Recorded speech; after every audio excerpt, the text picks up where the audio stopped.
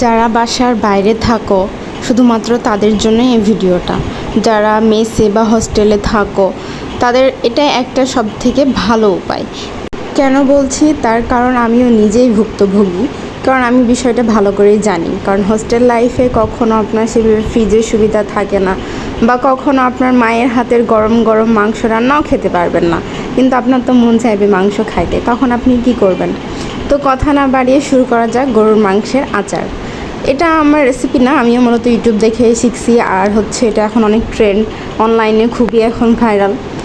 তো গরুর মাংস পিস পিস করে কিউব করে কেটে নিয়েছি। আপনারা চাইলে অন্য মাংস ইউজ করতে পারেন, যেমন খাসির মাংস।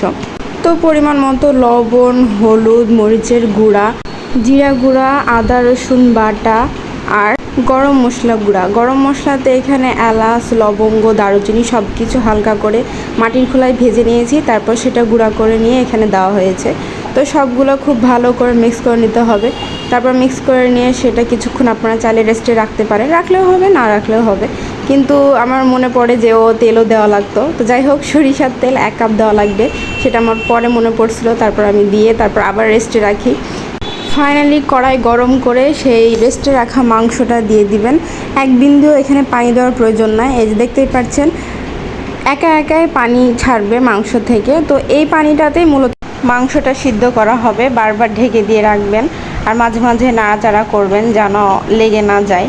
তো তারপর খুব ভালো করে মাংসটা সিদ্ধ হয়ে যাওয়ার পর সেটা তুলে রেখে তারপর আবারও সরিষার তেল দিয়ে, রসুন কুচি দিয়ে, 5 ফোড়ন এবং কয়েকটা শুকনো মরিচ দিয়ে ভালো করে ভেজে নেবেন। খুব বেশি রসুনগুলা ভাজা ভাজা করতে যাবেন না, নয়তো পুড়ে যাবে, স্বাদটা চলে যাবে। সেই জন্য অল্প একটু ভাজা ভাজা হতে তার মধ্যে দেখবেন ফেনা উঠতে লাগবে, যখন যেহেতু সরিষার তেল গরম হলে ফেনা উঠতে লাগবে এরকমটা। তো তারপরে আপনার যে মাংসটা সিদ্ধ করে রাখা হয়েছিল সেটা এর মধ্যে দিয়ে দিবেন। তারপর এটা দেওয়ার পর আপনার কোনো কাজই নাই, শুধু নাড়াচাড়া করবেন যতক্ষণ না একদম ব্ল্যাক ব্রাউন হয়ে যাচ্ছে, ভাজা ভাজা একদম, কালারটা দেখলেই বুঝতে পারবেন সেরকম। তারপরে শেষ মুহূর্তের দিকে আমি আবার এই 5 ফোড়ন মশলা গুঁড়া করে দেই। যেহেতু অনেকক্ষণ ভাজা হবে, তো তখন রসুনগুলো আপনার অটোমেটিকই সেটা ভাজা ভাজা হয়ে যাবে। সেজন্য বারণ করলাম যে প্রথমেই রসুনটা এত বেশি ভাজা ভাজা না করতে। তো এই তো ফাইনাল লুক এরকম হয় একটা অবস্থা, মানে দেখতেই কত ইয়ামি লাগছে।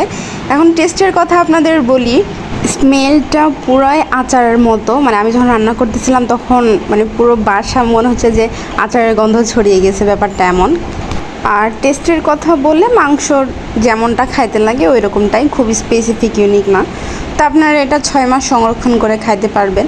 মাঝে মাঝে একটু রোদে দিবেন, কিন্তু 6 মাস তো যাবেও না, 1 মাসের আগে হয়তো বা ফুরে যাবে। তো আজকের ভিডিও এই পর্যন্তই। আল্লাহ হাফিজ।